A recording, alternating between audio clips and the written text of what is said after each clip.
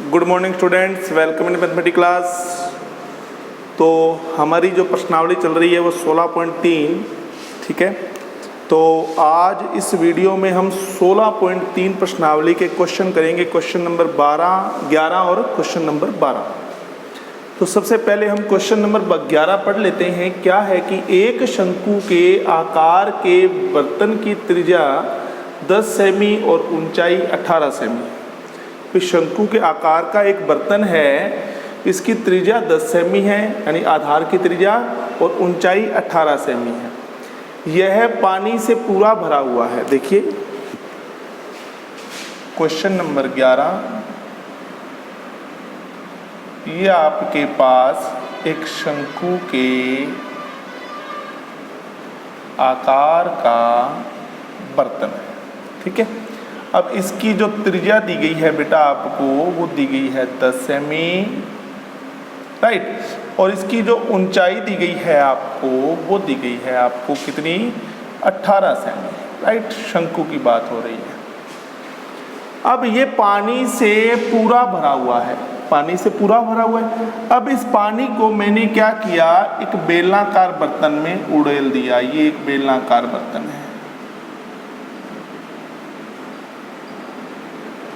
अब बेलनाकार बर्तन में जब अपने पानी को डालेंगे तो ये जरूरी थोड़ा है भी पूरा भर जाएगा, ऐसा थोड़ा ना बोला गया है सवाल में। देखो पढ़ो सवाल, जरा ऐसी कोई बात बोली कि ये भी बेलनाकार बर्तन में उड़ेल देते हैं तो पूरा भर जाता है, ऐसा तो नहीं है। आधा भी रह सकता है, आधे से ज़्यादा, आधे से कम, कितना भी रह सकता है। तो इसने कहा कि इस पानी को यानी इसे 5 सेमी त्रिज्या के एक बेलनाकार बर्तन में, ये जो आपके पास में बेलन है, इसकी त्रिज्या को मैं कैपिटल R लिख देता हूँ, कितना, 5 सेमी उड़ेल दिया जाता है। बेलनाकार बर्तन में पानी के तल की ऊंचाई ज्ञात कीजिए। चलो हम मान लेते हैं कि जब मैंने इसको बेलनाकार बर्तन में डाला तो यहाँ तक पानी का लेवल आया। हमें तो लेवल की ऊंचाई निकालनी है ना, पानी के तल की ऊंचाई। तो जितना बेलन आपका यानी बेलनाकार बर्तन जितना भर जाएगा ना, जितना जहाँ तक भर जाएगा वहाँ तक का ही डायग्राम आपको बनाना है। अब ये ऊपर का डायग्राम एक्स्ट्रा है क्योंकि लेवल तो पानी का इतना ही है ना बेटा, ठीक है। ऊपर का डायग्राम हमारे किसी काम का नहीं है, इसको हम यहाँ से यूँ करके रिमूव कर देंगे ऐसे। अब बताओ ये किस तरह की आकृति दिख रही है, बेलन ही तो है। कि पानी की ऊंचाई कितनी है इसमें, h। पानी की ऊंचाई कितनी है इसमें, h। ये h ही निकालना है आपको, क्योंकि पूरे बेलन की ऊंचाई नहीं पूछी थी, सिर्फ पानी के लेवल यानी जहाँ तक पानी भरा जाएगा ना बर्तन में, वहाँ तक की ऊंचाई आपसे पूछी गई थी, ठीक है। तो आपको ये h पूछा गया है। अब आप ये बताओ, जो पानी इसमें था वो पानी आपने इसमें डाल दिया, ये तो पूरा भरा हुआ है ना। अब क्योंकि आपने जो शेष बेलन था उसे तो यहाँ से हटा ही दिया, आपने तो सिर्फ पानी की सतह तक देख रहे हो। आप पानी की सतह तक देखोगे तो वही बेलन तो भरा ही हुआ है ना, ये तो पूरा भरा हुआ है, ये भी पूरा भरा हुआ है, ये भी पूरा भरा हुआ था, ठीक है। तो इसलिए शंकु का आयतन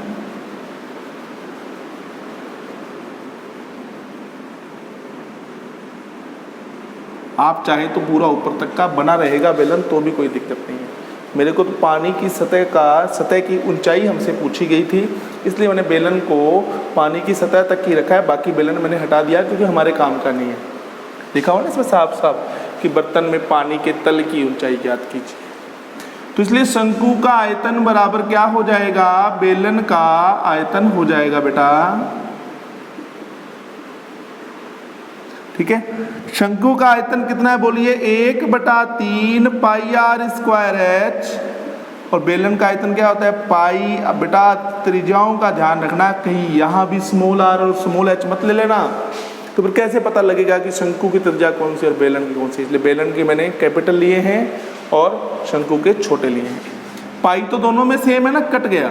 1/3 बेटा शंकु वाले r का मान लाओ 10 × 10 और h का मान 18 बराबर में बेटा ये कितना है बोलो, 5 × 5 × h। तो बताओ फिर आप ये कहोगे सर 3 × 18, तो हो जाएगा 6 × 100 इसके भाग में कौन आएगा बेटा 25 बराबर में क्या रह जाएगा बोलो h। 25 से 100 कट गया 4 पर, तो h बराबर हो जाएगा 6 चौका 24 बेटा सेंटीमीटर है क्या। तो आप कहेंगे कि पानी के तल की ऊंचाई, यहां आप लिख सकते हैं अतः पानी के तल की ऊंचाई 24 सेमी है। कितनी है पानी के तल की ऊंचाई 24 सेमी। बात बिल्कुल समझ गए आप। इस तरह से आपको ये क्वेश्चन करना है। ये एक शंकु के आकार का बर्तन था, पानी से पूरा भरा हुआ था, इसको आपने बेलनाकार बर्तन में पलट दिया।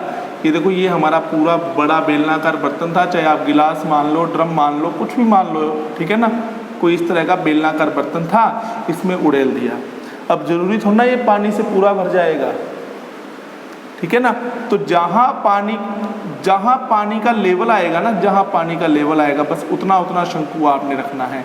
यानी आपसे पानी की सतह की ऊंचाई पूछी गई है, यानी ये तो पानी है ना, यही तो है पानी, ठीक है। तो इसकी ऊंचाई मैंने क्या मान ली देखो h। अब बताओ पूरा बेलन हमारे काम का है नहीं ना, इसीलिए मैंने इसको क्या कर दिया था, इस तरह से हटा दिया था। ये डायग्राम का बना हुआ है, ठीक है, क्लियर। चलिए फिर आगे चलते हैं। अब हम देखेंगे क्वेश्चन नंबर कौन सा 12 नंबर। तो आप क्वेश्चन नंबर 12 पढ़ लीजिए।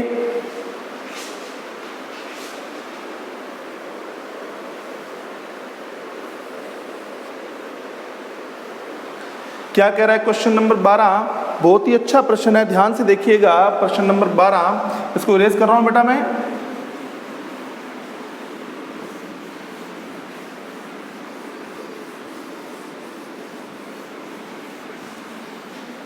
क्वेश्चन नंबर 12 हमारे पास में देखिए क्या है। प्रश्न नंबर 12 पढ़िए। प्रश्न नंबर 12 आप कहेंगे कि सर 14 सेमी भुजा के एक घन से बड़े से बड़ा शंकु काटा जाता है, तो शंकु का आयतन ज्ञात कीजिए। देखो मैं यहाँ पर एक घन बना रहा हूँ आपके सामने, देखो आप बेटा ध्यान से देखना आप सभी लोग, थोड़ा बस समझ आने की बात है। सवाल में कुछ भी नहीं है बेटा, सिर्फ आपको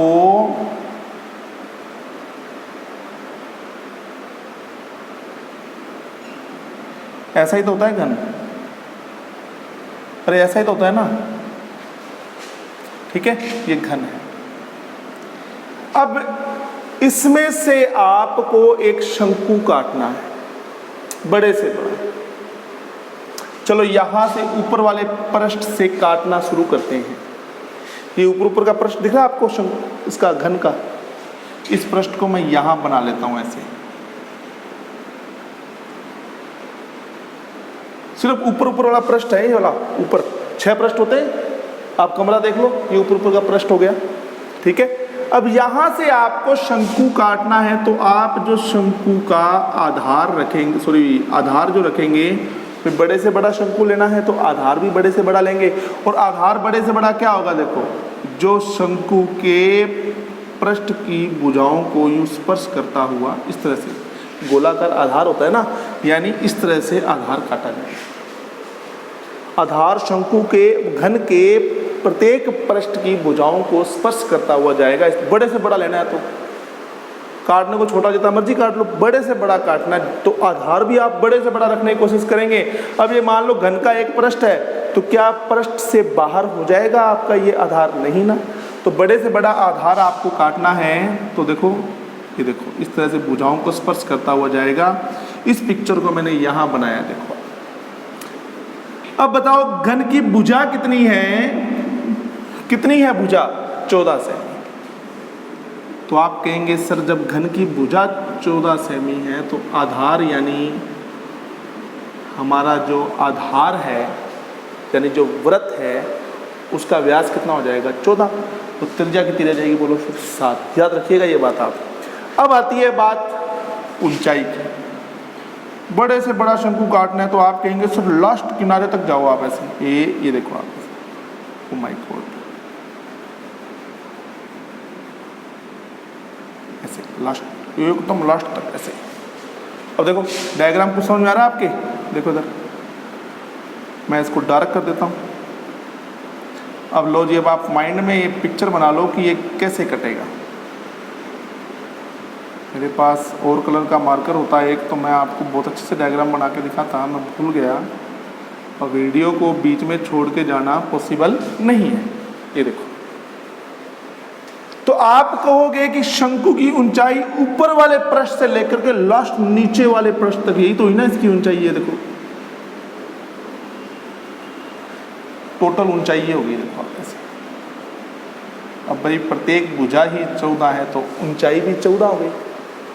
तो आप कहेंगे कि शंकु के आधार की त्रिज्या, बेटा आधार का व्यास कितना माना था आपने? 14 सेमी। त्रिज्या कितनी हो जाएगी? और शंकु की ऊंचाई कितनी? 14 सेमी। लो जी, बस हमें आर और एच ही चाहिए था। अब आप कहोगे सर 14 सेमी भुजा के एक घन से बड़ा एक शंकु काटा जाता है, तो शंकु का आयतन ज्ञात कीजिए। तो शंकु का आपसे पूछा गया है आयतन। तो आप कहोगे सर ये तो बहुत सिंपल है, अब तो हम अपने आप ही कर लेंगे। कर लोगे ना अपने आप? क्या होता है शंकु का आयतन? बोलो। 1/3 pi r square h. 1/3 value of pi 22/7। R का मान 7 × 7 इंटू कितना बेटा? 14। 7 से 7 कट गया। ठीक है। अब बेटा आप देखो 22 7 154, 154 को मल्टीप्लाई करो 14 से 16 और ये 61 4 कितना आ गया बेटा? 5 11 2156। ये आ जाएगा 2156। अब इसमें भाग देना है आपको 7 का, तो 2156 में जब आप 7 का भाग दोगे, चलो तो आप कहोगे सर 7 पर गया 21, फिर 5 आ गया, सॉरी 3 का भाग दिया ना, फिर 3 एकम 3 कितना आ गया? 2, फिर आपने ले लिया नीचे 6। तो आप कहेंगे सर 3 8 24, ये देखो 3 8 24, फिर 2 पॉइंट लगाया 0, 6 पर गया 18, फिर 2 आ गया, फिर 0, फिर 6 पर गया, इधर 6 6 पे जाएगा आगे। तो इस 6 की वजह से ये जो पहले वाला 6 ये क्या बन जाएगा? 7। तो आप कहेंगे कि सर ये आ जाएगा 718.666। इस 6 की वजह से इससे पहले वाली डिजिट 1 बढ़ जाएगी, तो आप इसको लिख सकते हैं 718.67। बेटा आयतन है ना, तो घन सेमी लिखिएगा बेटा। ठीक है। तो बहुत ही अच्छा प्रश्न था ये। एक 14 सेमी भुजा का आपको घन दिया गया था, बड़े से बड़ा शंकु काटना था आपने इसमें से। ठीक है, हो गया क्लियर? चले अब आगे। चलो मैं इसको इरेज कर दूं अब। ठीक है, फिर मैं आपको इस वीडियो में आज का प्रश्न बताऊंगा।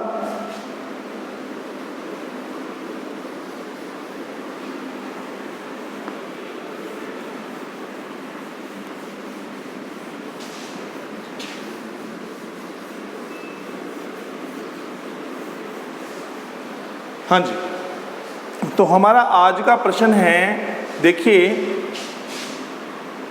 क्वेश्चन, एक शंकु का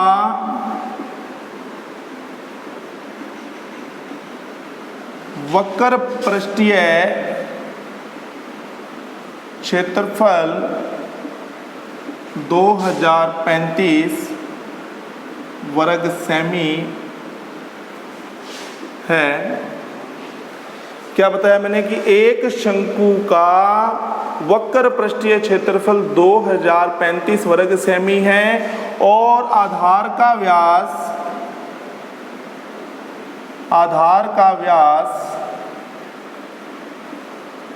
35 वर्ग, सॉरी व्यास है ना, 35 सेमी है। तो शंकु की तिर्यक ऊंचाई ज्ञात कीजिए। तो शंकु की तिर्यक ऊंचाई ज्ञात कीजिए। शंकु की तिर्यक ऊंचाई ज्ञात कीजिए। तो क्या दिया गया आपको कि एक शंकु का वक्र पृष्ठीय क्षेत्रफल 2035 वर्ग सेमी है और आधार का जो व्यास है वो 35 सेमी है, तो शंकु की तिर्यक ऊंचाई ज्ञात कीजिए। ऑप्शन आपके पास देखिए, पहला ऑप्शन 37, दूसरा ऑप्शन 35, तीसरा ऑप्शन 37.5 और चौथा ऑप्शन इनमें से कोई नहीं। लो ठीक है बेटा, तो आज के लिए बेटा धन्यवाद। इस क्वेश्चन का आप आंसर लिख करके कमेंट अवश्य करेंगे। पिछले वीडियो में भी मैंने आपको बताया था, और पिछले वीडियो में जो प्रश्न आपसे पूछा गया था उसका सही ऑप्शन होगा बी, यानी कि संपूर्ण पृष्ठीय क्षेत्रफल होता है शंकु का pi r and r plus l. क्यों बेटा? ठीक है।